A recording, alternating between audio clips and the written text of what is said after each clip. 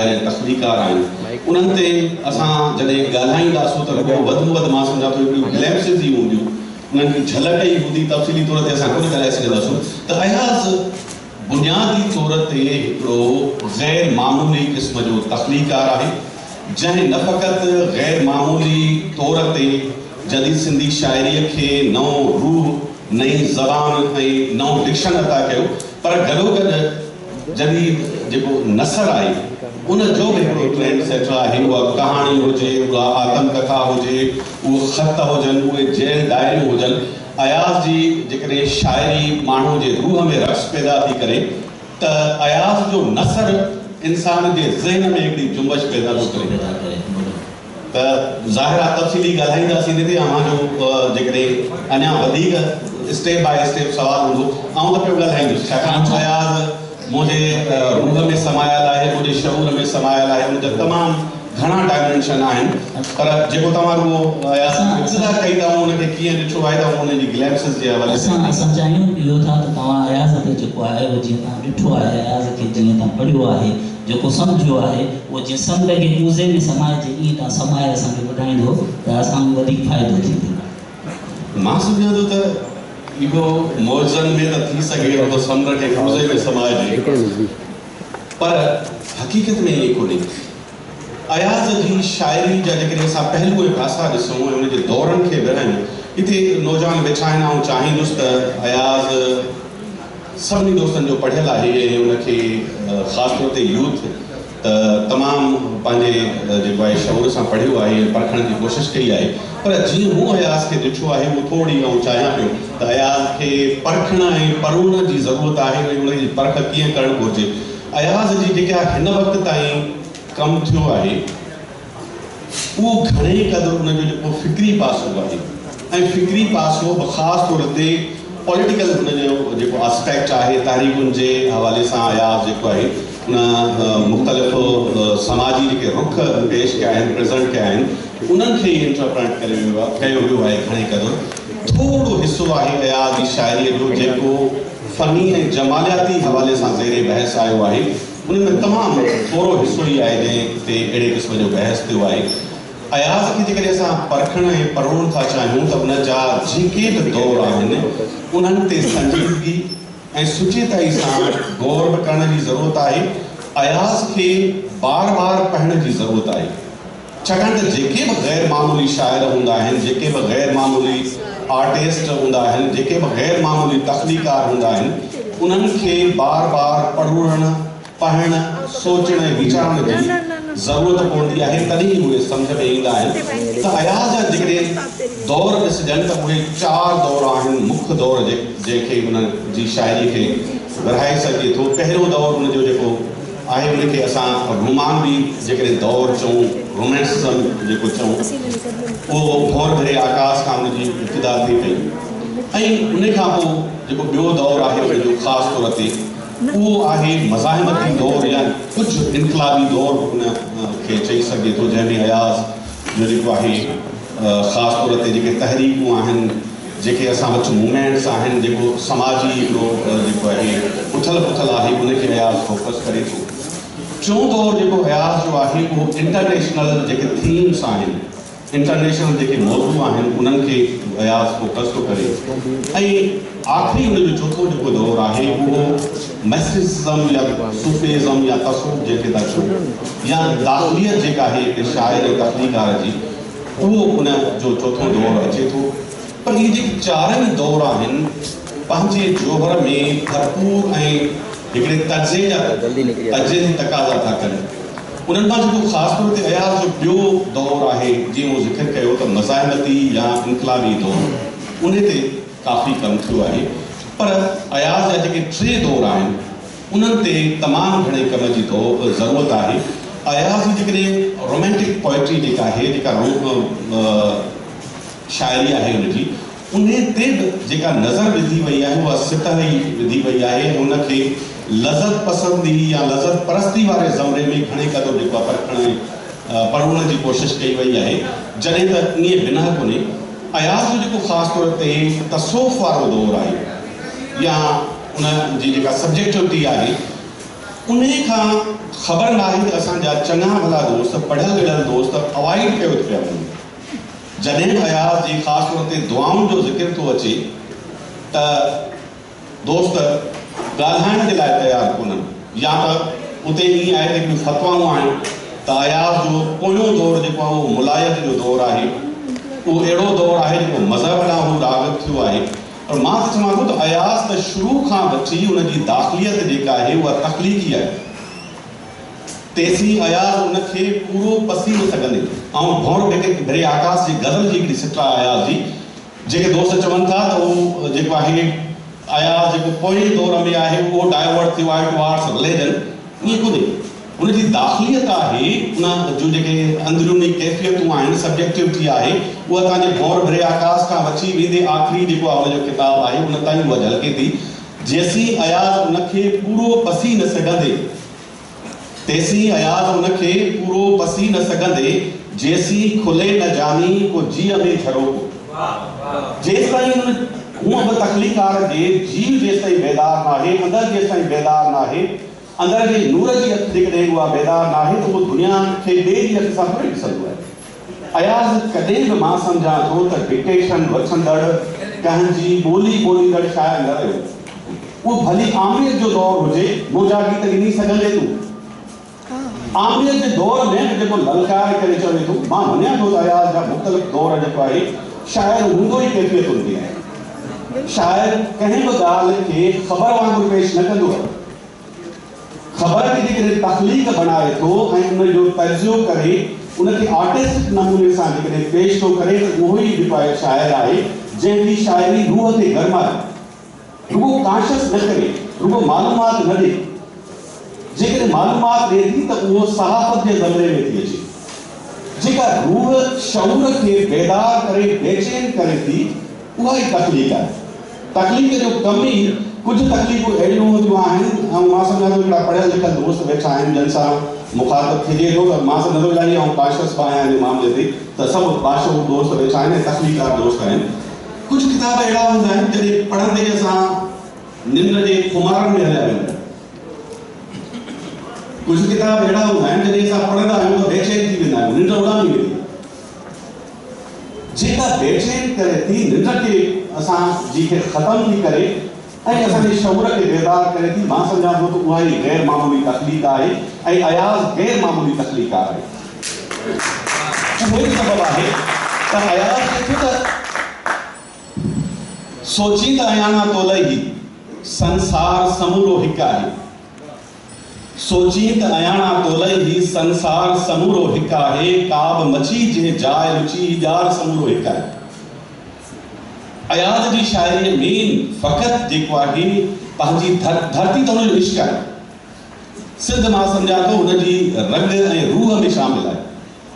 सिंध खां सवाइ हू चए थो त दुनिया खे जेतिरो बि मूं ॾिठो आहे, पर थर ऐं सिंध मूंखां कॾहिं बि नथी विसरे। थर जे लाइ मुंहिंजा लफ़्ज़ आहिनि त थर ख़ुदा जी मुसवरी आहे। मोती मोती थी वियो। अयाज़ जी जमालियात जो जेको आहे अंदाज़ ॾिसो। ऐं कंहिंसां बि कंहिं शाइर तख़लीक़ार आर्टिस्ट जी भेट जो मुख़ालिफ़ आहिनि सभु, छाकाणि त को बि तख़लीक़ार कंहिं ॿिए जहिड़ो न हूंदो आहे। आम ऐं रिवायती माण्हू असां ॿियनि जहिड़ा थी सघूं था। असांजा औसाफ़, असांजूं ख़ूबियूं, असांजो चहिरो, असांजो ख़दो ख़ाल कंहिं ॿिए माण्हू सां मिली सघे थो जेके रिवायती माण्हू आहिनि। गैर रिवायती माण्हू ॿिए जहिड़ो न हूंदो आहे, टोटली मुख़्तलिफ़ हूंदो आहे। या त उन खां अॻिते हूंदो आहे या उन खां पोइ हूंदो आहे। तंहिं करे आउं भेट ख़ासि तौर ते शाइरनि में 1 2 3 ऐं इहे 4 वारा जेके फार्मूला आहिनि उन्हनि खे कोन मञींदो आहियां। ही का जेको आहे रेस न आहे, ही का गोव न आहे जिते उन्हनि खे जेको आहे घोड़ाए नंबर ॾिना वञनि। सभु कंहिंजो पंहिंजो पोरियो आहे, सभु कंहिंजी पंहिंजी महिनत आहे ऐं सभु कंहिंजी पंहिंजी जेका इनर आय आहे उन सां ॾिसी हू जेको आहे तख़लीक़ करे थो। त अयाज़ जी जेका इनर आय आहे उहा कीअं थो शयुनि खे ॾिसे त मोती मोती थी वियो सोरठ तुंहिंजो मुख। हाणे ॿ तज़ाद आहिनि, ख़ुशी ऐं गम जो। भिचाई बेकमाल जो शाइर आहे, बेमिसाल शाइर आहे। उहो पहिरियों जेतिरो मुंहिंजो मुतालियो आहे उन बुनियाद ते आउं इहो ज़िमेवारी सां चवां थो त मूं घटि शाइर पढ़िया आहिनि जन वट मौत जो तस्वर तख्लीकी हुजे, डिटाई वट मौत जो तस्वर तख्लीकी है, दर्द जो तस्वर तख्लीकी है, मरण ॾिसी आप तो पुछी तो पंध कयो। अॼु ताईं मां सम्झा थो मुंहिंजे मुताबिक़ का सिट न आई आहे त मौत खे जेको आहे हमराह बणाए उन जो पैरवी करे पुठियां उन जे पंध करे ॾुख सुखनि जी सूंहं घोरिया सुख ॾुखनि री त अयाज़ वटि बि अहिड़े क़िस्म जूं टचिस मिलनि थियूं जंहिंमें तख़लीक़ जो जोर पंहिंजी हमगीरियत ऐं भरपूरियत सां मिले थो। मोदी मोदी थी वियो सोरठ तुंहिंजो मुख, जॾहिं हू मुस्कुराए थी सोरठ त मोतियुनि वांगुरु उन जो मुख महकी थो पवे। हाणे बदिले में अयाज़ थो चए मोती मोती थी वियो सोरठ तुंहिंजो मुख, धरतीअ भेड़ो दुख तोजे ॾिना टहकड़ा।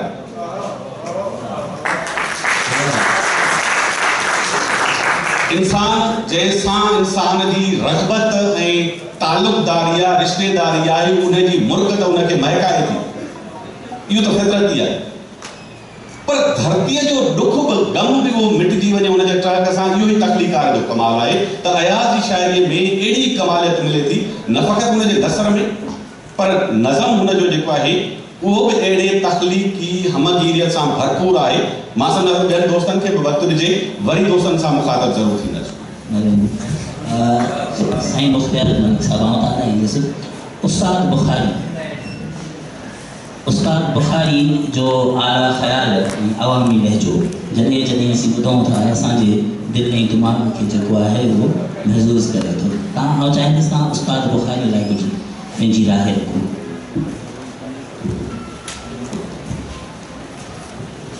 सिंधी शाइरीअ जो सफ़र जेतोणीक एॾो वॾो ॾिघो नाहे, पर वेझराई वारी तारीख़ इहो ॿुधाए थी त सिंधी शाइरीअ जॾहिं कर मोड़ियो, सिंधी शाइरीअ खे जॾहिं नवा मोड़ मिला, ख़ासि तौर ते सिंधी शाइरी विरहाङे खां पोइ जेका उथल पुथल माणी, उन में बुनियादी शाइर जेके जदीद बुनियादी शाइर जेके सम्झा वञनि था, उन्हनि सिंधी शाइरीअ खे हिकु रुख़ ॾिनो ऐं सिंधी शाइरी कंहिं डायरेक्शन में अची वियो।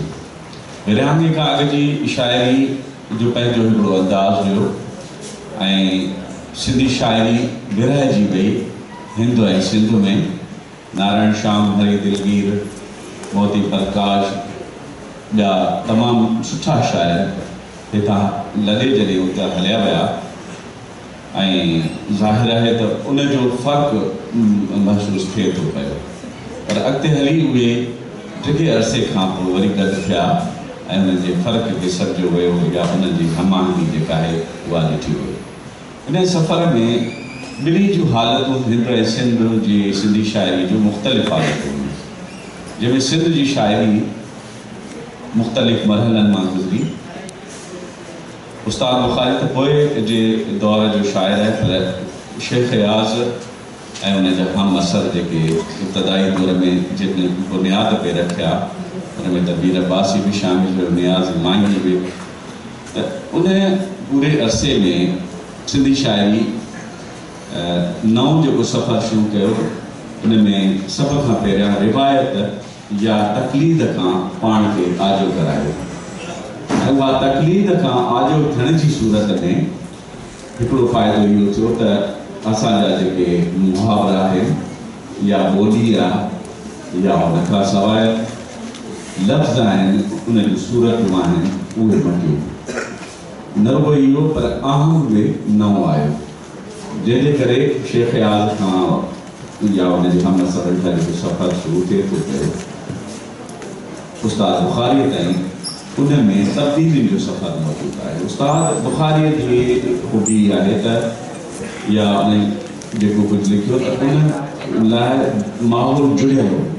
जॾहिं हू क़ौमियत ते लिखे थो, क़ौम परस्तीअ ते लिखे थो, त क़ौम परस्तीअ जे उरूज खे उस्ताद ॾिसी चुको आहे, जेको शेख रियाज़ वटि आहे, मीर अब्बासी वटि आहे ऐं पोइ उहो बि उस्ताद वटि अचे थो। ऐं अहिड़ीअ रीति ॿोली खे अवामियत ॾांहुं मोटाइण वारो जेको अमल आहे वो भी शुरू इन सूरत में थे तो पहिरियों त सिंध जी जेका लोक या असासी शायरी है उन जो हिस्सो हासिल किया वियो, उनके तसलसल ॾिनो वियो, उनकी हैतुनि में तब्दीलियूं आंदियूं वयूं, उनजे मौज़ूअनि खे बि अॻिते वधायो वियो। बैत, काफ़ी, वाई, सिंधी जी जेका ओरिजिनल हुई उन में मौज़ूअ तब्दील कया। इहो भी माहौल हिकिड़ो जुड़ियल हुयो। उस्ताद बुखारी उन जुड़ियल माहौल में कुछ शेख याज़ जे विरसे भी शयूं आहिनि, कुछ तनवीर जे विरसे में आहिनि। उस्ताद वटि अवामियत घणी आहे विरसे में। उस्ताद जी शायरी आम माण्हूअ जी शायरी आहे ऐं हुन अवाम सां वेझड़ाई ऐं गहराईअ सां ॻाल्हाइण जी कोशिशि कई आहे। जीअं त इहा ॻाल्हि ते करणु ज़रूरी आहे बुनियादी तौर ते मूंखे उस्ताद खां सवाइ डॉक्टर तनवीर अब्बासीअ जे हवाले सां ॻाल्हाइण लाइ चयो वियो हुयो। तंहिं हूंदे बि ही सभु असांजा पंहिंजा शाइर आहिनि। उस्ताद बुखारी उन्हनि में हिकिड़ो ॿाहिरो शाइर आहे जंहिंजी शुरूआत खां वठी जेका शाइरी आहे ऐं ख़ासि तौर ते उस्ताद जॾहिं बीमार थियो उन गूढ़ो अभ्यास कयो। उस्ताद जी शायरी में जेको सभ खां वधीक ॻाल्हि आहे उहा इहा आहे त हुन जॾहिं मुताले खे वधाए छॾियो त पहिरीं ऐं पोइ वारी शायरीअ में तमामु हिकिड़ो वॾो फ़र्क़ु महसूसु थींदो ऐं हुनखे पंहिंजे हमअसर ते असर बि छॾिया आहिनि ऐं उन पंहिंजे हमअसरनि खां असर बि वरिता आहिनि। उस्ताद शेख याज़ मूंखां तारीफ़ पुछे थी त किथे विझूं, तॾहिं उस्ताद बुखारी बि उहो ई लफ़्ज़ माना उहो ई फॉर्मेट उहा ई ज़मीन इस्तेमालु करे जेके तूं मूंखां तारीफ़ पुछे थी बीठो आहे, ज़िंदगी मौत दीवार ते मां उते बीठो आहियां।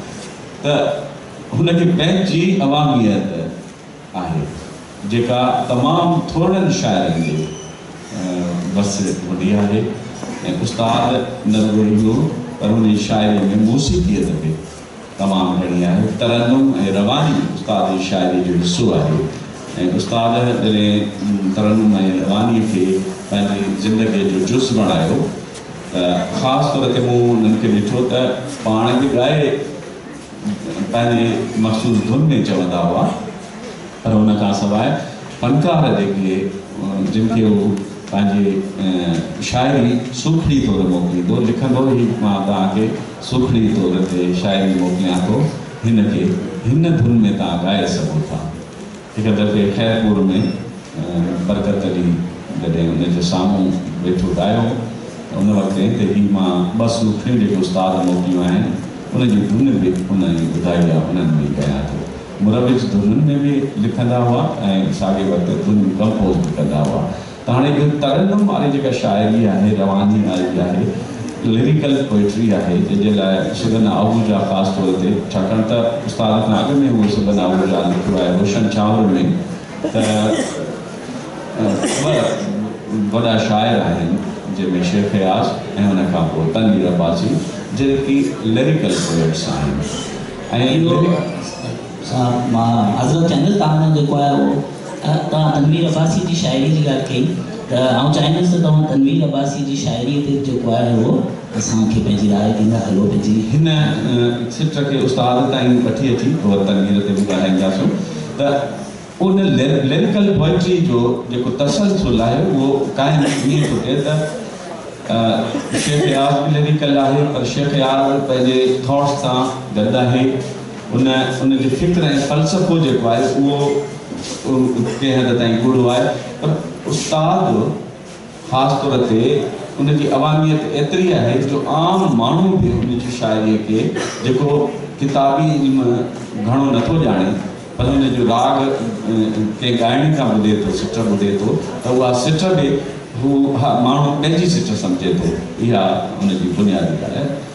तनवीर अब्बासी जी तव्हां ज़िक्र कयो त तनवीर अब्बासी बि असांजे उन्हनि बानीकार शाइरनि मां आहे। मां ख़ासि तौर ते हिते जेको मौज़ू आहे या उनवान आहे उन सां वेझड़ाई कंदे इहा ॻाल्हि करणु चाहींदुसि त तनवीर अब्बासी जिदत पसंदीअ जे बानीकारनि मां आहे।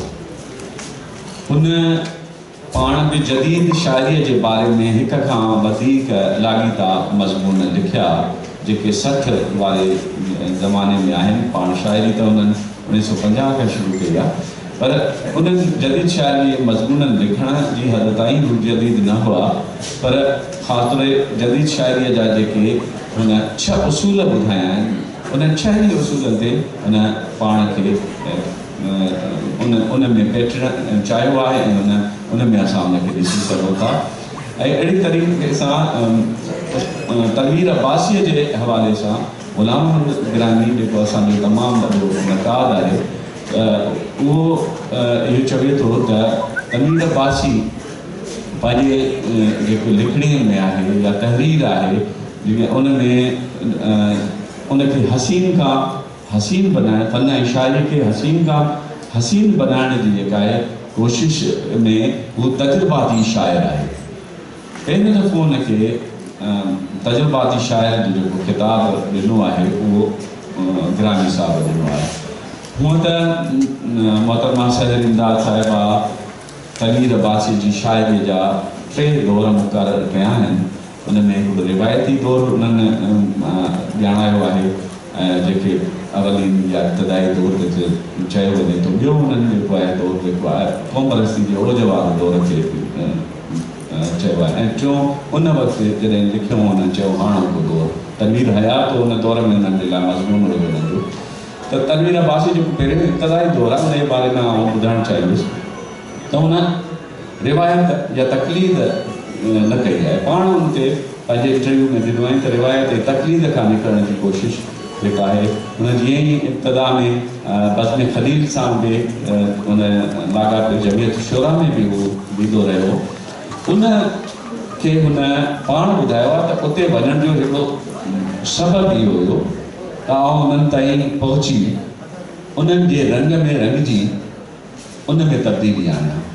तो शुरुआती जेका शायरी हुन जेका तर्क कयल शायरी हुयसि, जंहिंखे हुन छपायो कोन हो, सिर्फ़ु तनवीर चए में हुन उहा बाद में शामिल कराई हुई, जेको सिंधियोलॉजी जे तरफ़ां किताब हुनजो कुलियात आहे। उन खां पोइ हिकिड़ो ॿियो बि हुनजो 350 सुर्त किताब शाया थियो ऐं उहो इतफ़ाक़ सां या ख़ुशकिस्मती मुंहिंजी उहो सॼो किताब कंपोज़ मूं कयो ऐं डॉक्टर तनवीर अब्बासी बाद में हिकु पब्लिशर खां उनखे शाया करायो।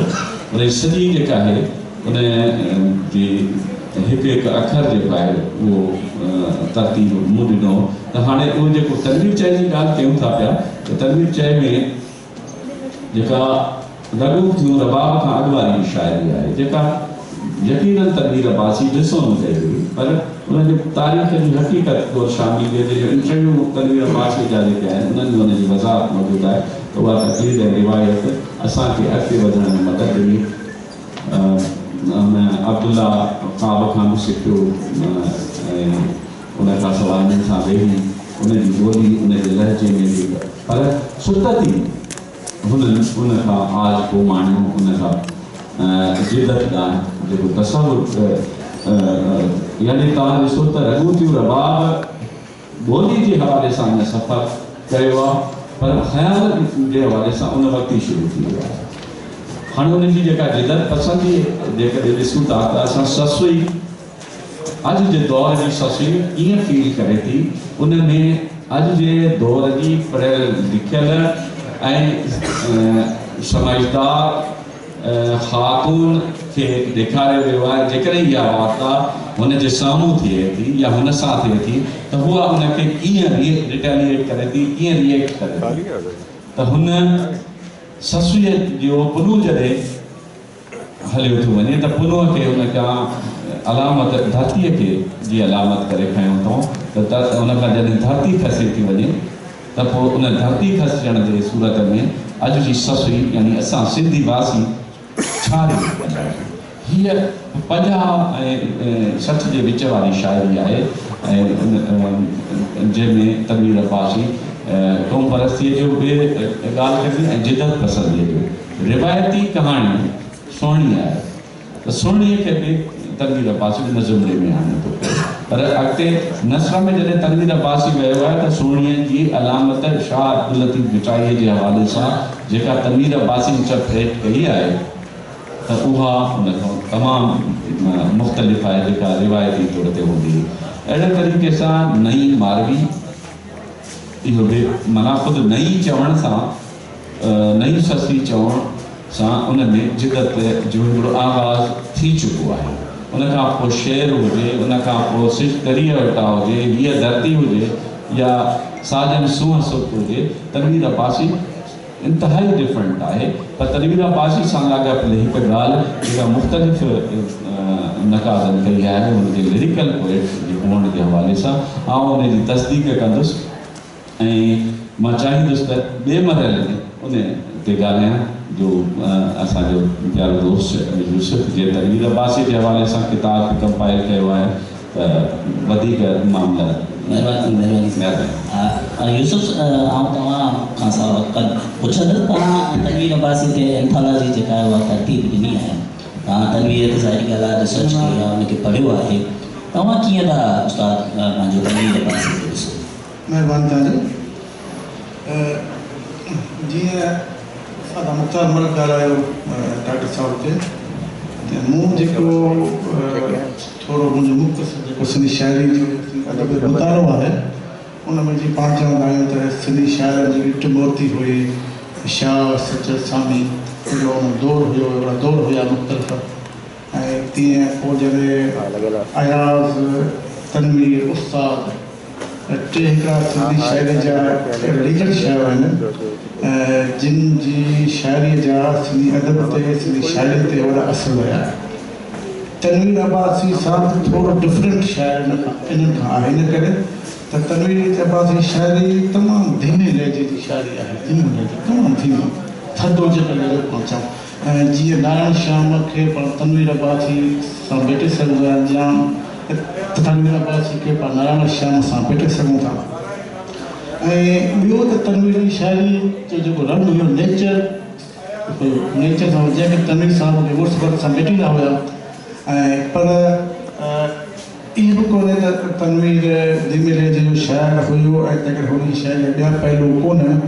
मज़ामती शाइरी तनवीर साहिब जेका आहे ख़लीफ़े साहिब केॾारो लिखियो ऐं ख़लीफ़े साहिब जे केॾारे खां पोइ जेको ॿियो केॾारो मशहूरु थियो तनवीर अब्बासी जो केॾारो मशहूरु थियो। ऐं तनवीर ख़लीफ़े साहिब जो केॾारो शाह सजा जे दौर जो हुयो, हीअ असांजे दौर जो उनजो खखड़ी जो हुयो, हीअ असांजे जदीद दौर जो जो सिंध जो वजूद मिटायो वियो उन दौर में तनवीर नओं केॾारो लिखियो। इन हवाले सां पाण तनवीर खे मज़ामती शाइरी जे उन रंग में आणे सघूं था। ऐं ॿियो तनवीर साहिब जी शाइरी ॿियो जेको ख़ासि त पहलू हावी रहियो उहो त तनवीर जी शाइरी ते तसव्वुफ़ वधीक हावी रहियो। उनजो सबबु ई हुयो त छाकाणि तनवीर सचर साईं जी शाइरी तमामु मुतालो कयो ऐं तनवीर अब्बासी साहिब सचर जो सालो 1933 जेको शायदि छपियो कोन्हे, शायदि छपिजे या सचर चीर जो जॾहिं उहो पाण डायरेक्टर हुआ त हुते काफ़ी सचर साईं जे हवाले सां कमु कयो ऐं नानक यूसुफ या ख़ुशख़ैर हिस्बानी या ॿिया जो उन्हनि जा हम असर शाइर हुआ सचर जा उहो कलाम तरतीब ॾिनऊं त उन जा असर तनवीर साहिब जी शाइरी ते हुआ। ऐं इन करे तनवीर जी इंसानियत तनवीर साहिब जेको तमामु मुतालो हुयो तनवीर जो आलमी शाइरी जो तमामु मुतालो हुयो त उन आलमी शाइरी जा जेके तर्जुमा तनवीर साहिब कया उन्हनि में